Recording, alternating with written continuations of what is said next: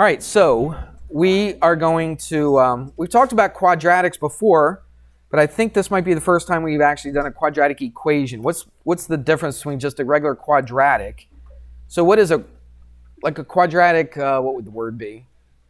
A quadratic, what is it? Equation? No, not equation, before that. Not formula, no, girls. Quadratic, what's the word? It's just like an expression, a quadratic expression. Okay, what would that be? That would just be ax squared plus bx, remember this? Plus c. That would just be a regular quadratic, okay? So if I said a quadratic, I don't think expression's the word I was thinking of, but if you had statement or I don't know, there's some word, it doesn't really matter. But that would just be a quadratic. Where does the equation come in? What has to be in something for it to be an equation? An equal sign, exactly right. You got to have an equal sign. All right, so let's write that a little nicer. All right, so there's an equal sign. What's that going to equal? When we do a quadratic equation, it always equals 0. So this is what we're going to be working with a lot. All right, and we're actually going to be solving for x. All right, we've done a little factoring, haven't we? Right, we've learned how to factor stuff. So the stuff that we've learned up to this point, well, at least in section 4.1, we're going to apply to this, and we are going to solve for x. So for instance, let's go right into an example. All right, example 1, and it says to solve, this thing right here. X squared minus 6x minus 16 equals 0. All right, now there's actually, up to this point, and hopefully we'll get to it by the end of the lesson. Girls, come on, I just hear murmuring, and I need you to pay attention. Up to this point, we've learned 2 ways how to solve this. We're going to learn a third way. I think, have we done solve by completing the square? I don't think we've done that in here. Do you remember doing that in Algebra 2? Completing the square, solve by completing the square? Ugh. Okay, I'll be teaching that in my Algebra 2 class in the next week. So I know it's in there somewhere. I bet you have done it. Maybe you just didn't know the name of it. Maybe you just didn't know the name of it. But anyway, I'm going to have to teach you from scratch. Okay, when I did this, I thought, you know what? I have a feeling that they might have not done this last year, even though you should have. But I'm going to show you how to do it today. So we're going to learn 3 ways to solve this. The first way is probably not the best way, but it is a way. All right, you could graph it. All right, and I'm just going to draw a quick little sketch of the graph. All right, it's going to, like if you graph this on Desmos, it's going to go through -2, it's going to go through 8, and it's going to go way down here. It's not really to scale, to -25. All right, so watch. It's going to be a parabola, right? Because of the x squared. Thank you. It's going to be a parabola because of that x squared, so you have a basic idea of what it should look like. And it's going to come down here like this. It's going to come like this. Ooh, a little wiggly, but you get the idea. It'll look something like that. All right, so when they say solve for x, you're finding the roots. Do you remember when we graph these things? What are the roots? Where it crosses the what? The x-axis, okay? So in this case, you could graph this thing, all right? And if you knew it crossed the x-axis at -2 and 8, then that's your answer. Those are your roots. I could say x equals -2, and then it's not -8, it's +8. So that is one possible solution. In this particular problem right here, that would be an okay way to solve it, okay? Because it hits right on there. But what if it hit somewhere in between? What if it hit like -1.723? You'd have no idea by looking at the graph that that's where it hits, would you? All right, especially if you just sketched it yourself and you didn't really use Desmos or something like that, or graphing calculator. That would be a little difficult. So, can you solve for x using graphing? Absolutely. If you came out with an imaginary number, okay, or a complex, did we do complex numbers? Have we talked about that? We've talked about imaginary numbers, right? Have we? Okay, right? So if we, So if it came out to an imaginary number or a non-real number, okay, for instance, some graphs don't ever touch the x-axis. Some graphs just go like this. So how in the world would we know what our answer is? Well, our answer is going to be a non-real number, okay, which means they're going to be imaginary numbers. All right, so by graphing, you won't be able to figure out what the answer is by graphing. So graphing is an okay way to do it. It's not a great way to do it. So there's another way. And it's the way that we've been learning, at least in that first lesson, what to do. So take a look at this. What does it look like we could do with that? We just did this on the last lesson. What can I do with that? Factor it. Very good. So is this one of those factorings where I could just do this? Is it a normal trinomial factoring? Well, let's see. What times what is x squared? X. Now, what numbers multiply to be negative 16 and add up to be negative 6? Well, one has to be plus, one has to be minus. Start there, right? Because it multiplies to be a negative 16. What do we got? We got 16 and 1, 2 times 8, 4 times 4. How am I going to get a 6 out of any of those? Yeah, 8 and 2. I can get a 6, can't I? All right, and it's got to be a negative 8, and it's got to be a positive 2. Do you agree? Yeah, so that's real super straightforward trinomial factoring. Nothing fancy about it. All right, you just find out what multiplies to be negative 16, what adds up to be negative 6, and that's it right there. Now, what do we do with this, though? We did this in the last lesson. We take the x plus 2 and do what to it? That's good. Set it equal to 0. Then we take that x minus 8 and set that equal to 0. Brayden, you need to settle down. Minus 2 from both sides, x equals negative 2. Add an 8 to both sides, x equals what? 8. Do those numbers look familiar? Absolutely. Those are the numbers where it hits the x-axis, right? So if we were to graph it, it would hit where? At negative 2 and at 8 on the x-axis, right? Again, this one is a really simplified version of solving for x. A pretty simplified version, all right? So it works out. Let me show you the third way. And the third way is called completing the square. I'll write that down.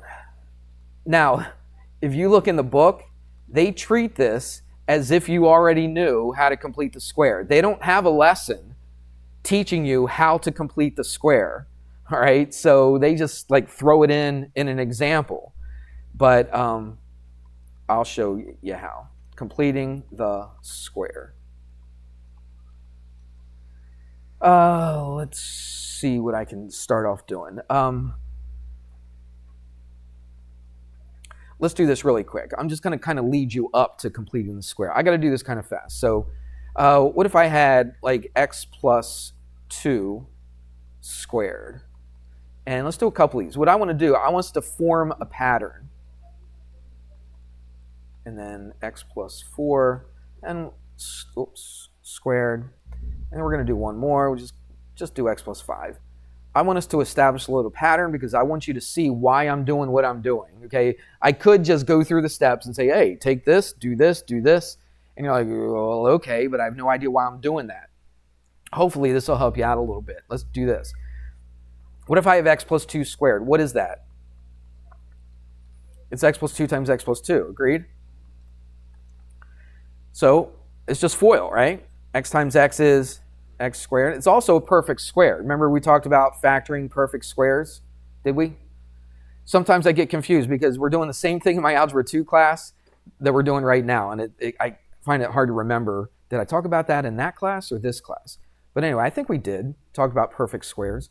So what's this? X squared plus outside inside. That's 2x plus another 2x, which gives us what? 4x. Plus what? 2 times 2, which is 4. Agreed? All right. What about this? Again, I'm doing this just to establish a pattern. This is not something we have to necessarily do in order to complete the square, solve by completing the square. I'm just leading you up. I want you to understand one vital step in the completing the square process. You understand what I'm trying to do? Just give you some background information so you understand what we're trying to do. Now, what about this? This is going to be x squared plus, can you do that in your head? What's that? What's the middle one? You guys playing along? Say it. Say it. 6 what? 6x plus 9. Good. Okay? Right? Because 3x plus 3x is what? 6x. Okay, let's do another one. Hopefully, this will start sinking in. What do we get here? X squared plus what? 8x. Very good. Plus 16. One more. Let's do x plus 5. You should be able to figure this out by now. What's that? X squared plus 10x. Good. Plus 25. We good? Let me do this. See these numbers on the ends? I'm going to get rid of them. What I want to do, what did I call this whole process? What? Completing the square. What I'm going to do is I want to put something right there. Now, we already saw it. We know where it came from, but I want us to go the other way. So what if I just pretend we didn't have any of this stuff over here? Watch this. Oops. Let's do this. Now we won't. There we go. I hit it. All right. So pretend we didn't know any of that stuff. What if I ask you to turn this into a perfect square? Something, when I factor it, I can put one set of parentheses and a squared on the outside, like we started with. Like, whoops. Let's do this. That's a perfect square. Those are all perfect squares. Everybody see it? All right. So what I want to do is I want to figure out what does that last number have to be in order to make it into a perfect square. You know what I should have done? Stupid me. I jumped ahead a little too quick. Got too excited. All right. So I'll tell you what, let's just do this. There we go. Let me ask you this. Let's do it this way. This will be better. What did I do to this in order to get to that? And what did I do to this? It's the same. I did basically the same thing. I'm trying to establish a pattern. That's what I'm trying to do here. What did I do to 8 to get to 16? What did I do to 10 to get to 25? I could have done a bunch more, but that's enough to establish a pattern. All right? Now, if all I gave you was this one and I say, what'd you do to 4 to get 4? Well, you just kept it the same. But did I keep that the same? Did I keep that the same? Did I keep that the same? No, I didn't. Okay? So I didn't just keep it the same. What did I do to it? Just multiply by 1? Nope. I didn't multiply that by 1 to get that. So forget this one right now. Look at the 6 to 9, 8 to 16, 10 to 25. What did I do to that middle one in order to get that last one? I did 2 steps. I'll give you a hint. 2 steps. Divide by 2 and square it. Square it. That's exactly right. So let's see if that works. Okay? If I divide that by 2 or take half of it, right? That's what? 2. And I take 2 and I square it, I get 4. Does it work for the other ones? Yeah, 6 divided by 2 is 3, squared is 9. 8 divided by 2 is 4, squared is 16. 10 divided by 2 is 5, squared is 25. What if I had x squared plus, 12x, and I wanted to fill in the blank? I wanted to complete the square. I want to make this into a perfect square. What's that number going to be? How do you know? You divide this by 2, so watch. Off to the side, I divide it by 2, and then what do I do to it? I square it. 12 divided by 2 is 6. 6 squared is 36. So a 36 would go right here. So I made that into a perfect square. Now you should be able to factor that. You should be able to factor it fairly easily now. Okay? So look, how did you get from this to this? That's what I'm looking at. Okay? How did you get from that to this? Or actually, from that to this?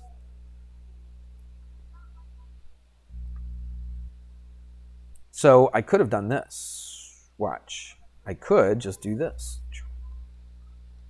That's probably even better. Because I made this into a perfect square. By taking half of this middle one and squaring it, I made this, so now it's a perfect square. So now all I got to do is put one parentheses and a squared on the outside. So what's going to go here? Well, what squared is going to give you x squared? X is, okay? And what squared is going to give you 36? 6. You see that? Yes? All right. So if I multiply this out, x plus 6 times x plus 6, this is what I would get. I would get x squared plus 12x plus 36. So that's what we're trying to do. They're going to give you something. Okay. I'll tell you what. These were all even right here. Let's just do another one. Let's go x squared plus, let's do another even number, 12. I don't know. Let's go 20. Okay. X plus blank. I want to turn that into a perfect square. Yes.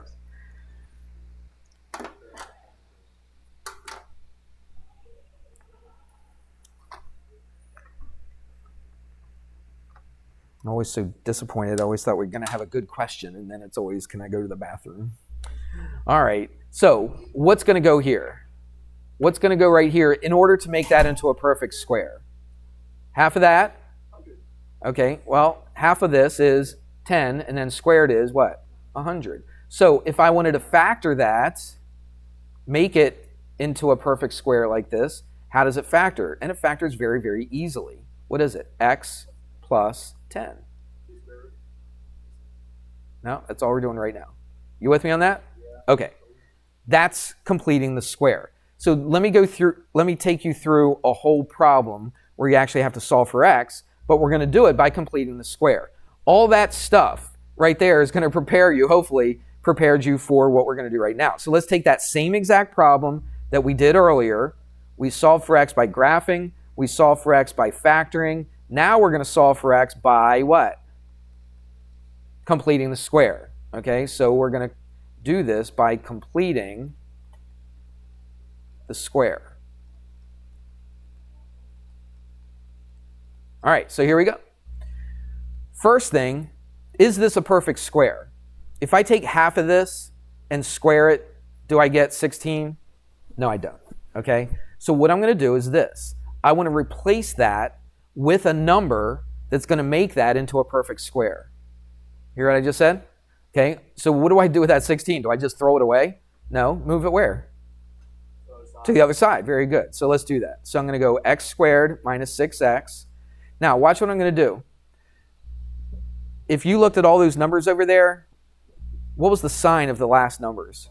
It was always plus. Why? Because I squared it, right? So that last thing is always going to go plus. So watch what I'm going to do. I'm going to put plus. I'm going to leave a blank. I always put a blank right. I don't always, but I like to put a blank right there because I want to fill in the blank. I want to complete it, right? Complete it so that it's a perfect square. What do I do with that minus 16? Put it over here and it becomes what? Just 16. We good so far, right? The only thing we've done is move that minus 16 over to the right side. Now we got to figure out what's going to go here to make it into a perfect square. How do we figure that out? We just went through a whole bunch of them. We actually did this one. So what do? Take that. Sometimes the numbers get really tricky. This is a super easy one, but sometimes the numbers get a little tricky. So I always come over here off to the side. And it doesn't matter if you put the negative or not. It doesn't make any difference because you're going to square it anyway, right? So I'm just going to go 6 divided by 2. And then what do? Square it. 6 divided by 2 is 3. Squared is 9. Okay, so what goes right here? Plus 9. Now, can I, in math, in algebra, can I just arbitrarily just add a 9 to the left side and think that these are still equal to each other? No, if I add a 9 to the left side, what else am I going to have to do? I'm going to add a 9 to the right side. So I'm allowed to do that now, aren't I? If I do it to one side, I do it to the other side. We're getting somewhere with this. Watch. I kind of like this completing the square thing. So now I've made this into a perfect square. So now I can write it as a perfect square. So what goes in here? X. What's the sign going to be? It's always this sign. Because remember, this one's always positive no matter what. So how do I know what goes in here? whatever sign that is. All right, so I put a minus, and what goes here? What squared is 9? 3. So you put a 3. Okay? Equals what? 16 plus 9 is 25. Now, you're going to do what we just have been doing, okay, on that last whatever. Just solve for x. What are we going to do? Get rid of this squared right here. How do we get rid of the square? Square root. So I've got x minus 3 equals, it's not just any old square root. What do you have to put in front of it? Plus or minus square root of 25. Okay? One more step. Well, kind of. To get x by itself, there's one more step. Add a 3 to both sides. So I'm going to put it in front. 3 plus or minus. Now, you know what the square root of 25 is. What is it? It's 5. Don't leave your answer like this. Let's do it. What does this mean? 3 plus or minus. It means you add it, and then you subtract it. So let's add. Let's go 3 plus 5. I'll write it down. So what's 3 plus 5? That's 8. Does that look familiar? Yes. And it's also what? 3 minus 5, which is negative 2. Does that look familiar? Absolutely. So x is equal to 8 and negative 2. Doesn't matter what order you put it in. But look, we found x 3 different ways. Hopefully, after today, I don't know if I have enough time to do it or not, but we're going to learn a 4th way. And how come we need to know 4 different ways? It's just nice to know. There's reasons. There's reasons one way is better than the other. If I had a choice between those 3 on that particular problem, I would factor it for sure. Okay, I would not complete the square. If you can factor it, factor it. I think that's the easiest way, especially on that problem. Sometimes it's not so easy to factor. Sometimes you can't factor it. You just can't do it. All right, so there's got to be other ways to do it. Graphing is not a surefire method. I wouldn't worry about graphing. If you can factor it, factor it. You can always use completing the square, always. No matter if it comes out to square roots or i's or anything else, you can always complete the square. Let's do another one before I show you another way to do it. All right, this one is not as pretty. That one came out real nice, real easy. This one is going to look a little ugly. I'll warn you right now. So if you're not awake, I would get awake right now, okay? And if you're not taking notes, I would take notes right now because this gets a little bit tedious, all right? But it's the same steps that we just finished doing. It's nothing new. It just gets a little bit more complicated. All right, so here we go. We got 3x squared. Shh. This is not the time to goof around and make silly comments. It is not the time. All right, so what if I wanted to solve for x? What is x equal to here? It's going to be a weird looking answer. There's no way in the world, doesn't matter how many years you stared at this, you would not be able to guess what x is. No way. All right, so let's do this by completing the square. First thing we do, well, we could get rid of that 7, put it to the other side. But the problem is I got this 3 out in front. All right, we didn't have that before, but now we do. So what I'm going to do is get rid of that 3. How do I get rid of that 3? I'm going to divide it by 3. Okay, but I got to divide everything by 3, don't I? All right, so divide this, even this. Well, what's 0 divided by 3 going to be anyway? It's just still 0. But technically, we are dividing everything by 3. Okay, let's write everything down now. I've got x squared plus 7/3 x equals 0, correct? What about that 7/3? What do I want to do with that? This is not going to make that a perfect square, so I'm going to move it. Where do I going to move it? To the other side. So what am I going to make it? Negative 7/3. So I just took this and I chucked it to the other side. That's a positive. How do I move it? Subtract it. It's a negative. With me? Okay. That's not so hard, right? Mr. Hamrick, what are you worried about? Okay, I got this down. How do we complete the square? I'm going to put plus and a blank. I want to put something in here to make this into a perfect square so that I can put one set of parentheses and a squared on the outside. How do I find that number? Divide what by 2? Yes, this 7/3 right here. I take that middle coefficient. Everybody see it? I take that middle number right there and I divide it by 2. Now it's a fraction. I don't want to divide a fraction by 2. What's another way of dividing by 2 on a fraction? Multiplying by, no, yeah, well, it is. Yes, you're right. By the reciprocal, by 1/2. Okay? That's the same thing as dividing by 2. Agreed? All right. I got to divide it by 2 and then do what to it? Square it. So let's figure out what that is. Well, this is 7/6, correct? But I got to square it. So what does that give us? 49/36. Now it's starting to look a little ugly, isn't it?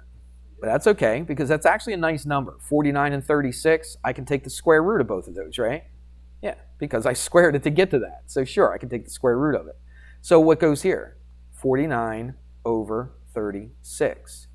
I can't just add that to the left side. What do I have to do over here to the right side? I got to add it to the right side.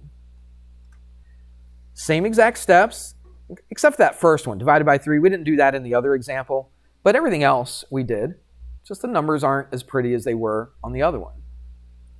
Now, we made that into a perfect square. So look, this looks kind of ugly. If you just looked at this, you're like, oh, what do I do with that? I have no idea. But if you look at it, you're like, this is a perfect square. So I can put one set of parentheses, a squared, and then figure out what's going to go in here. This is a perfect square. I made it into a perfect square. So what do I put here? X. What's my sign? My sign is always that one right there, because that's always going to be positive. Okay, so I put a plus. Now what goes here? What times itself is 49/36?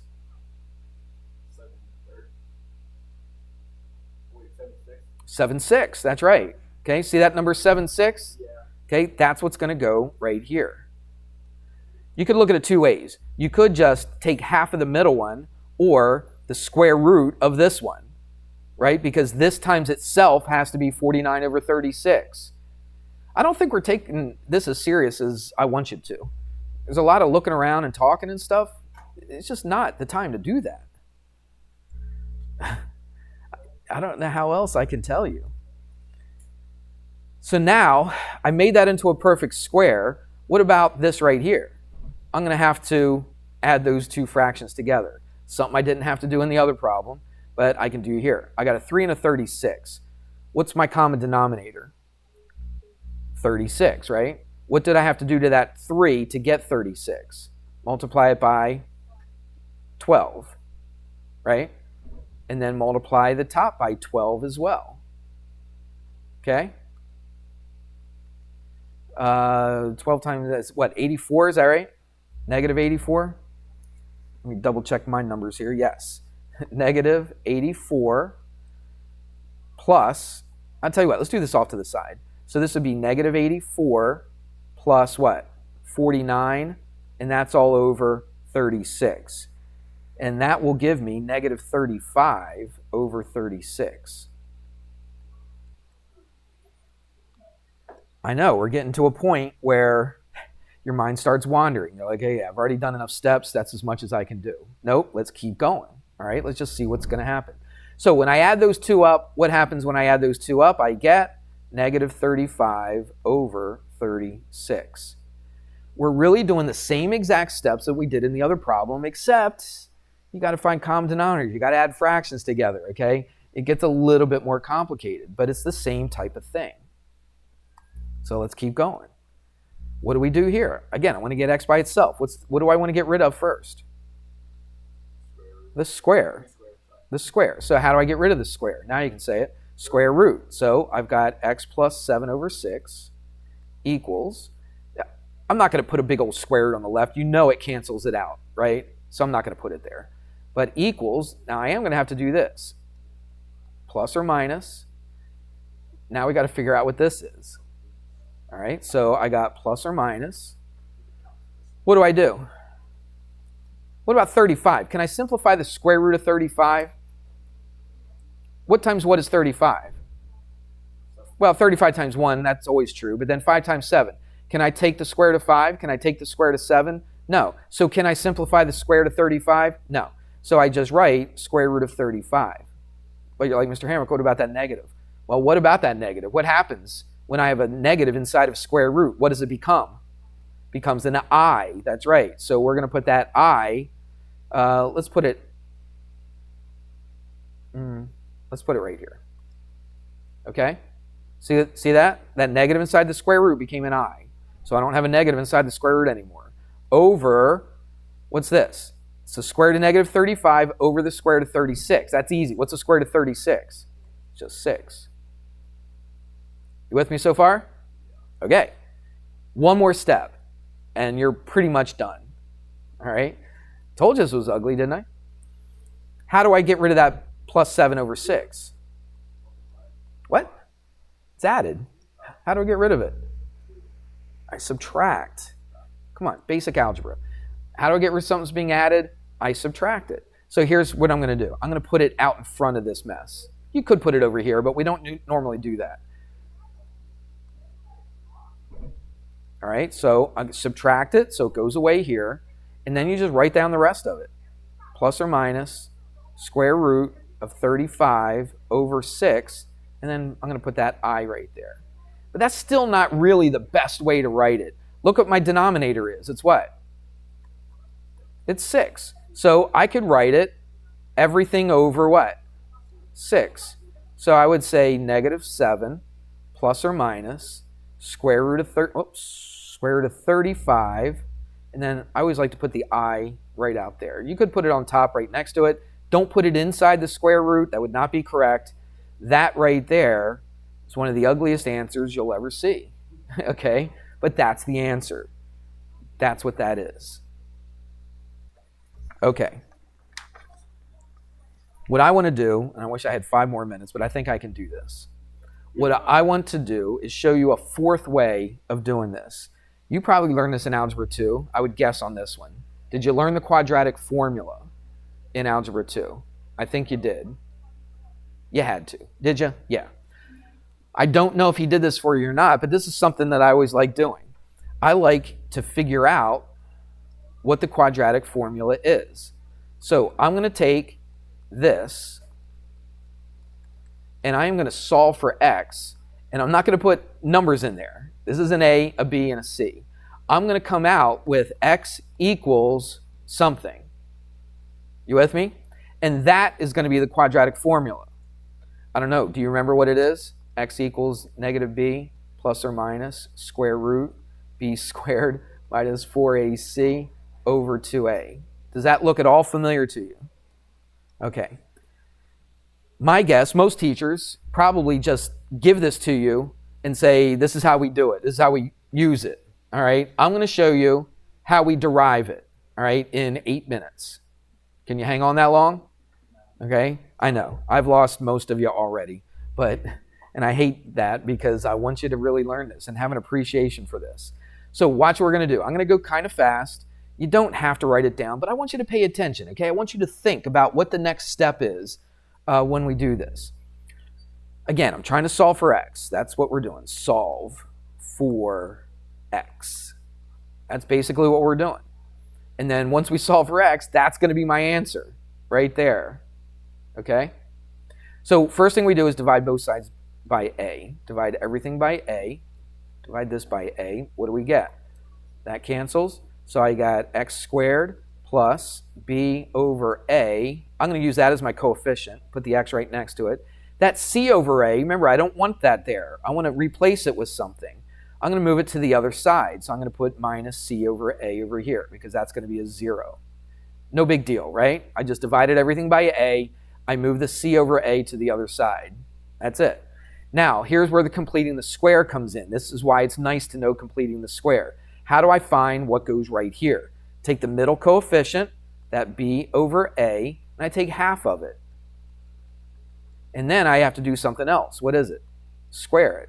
So what do I have? I got b over 2a, and then I'm going to square it. What do I have now?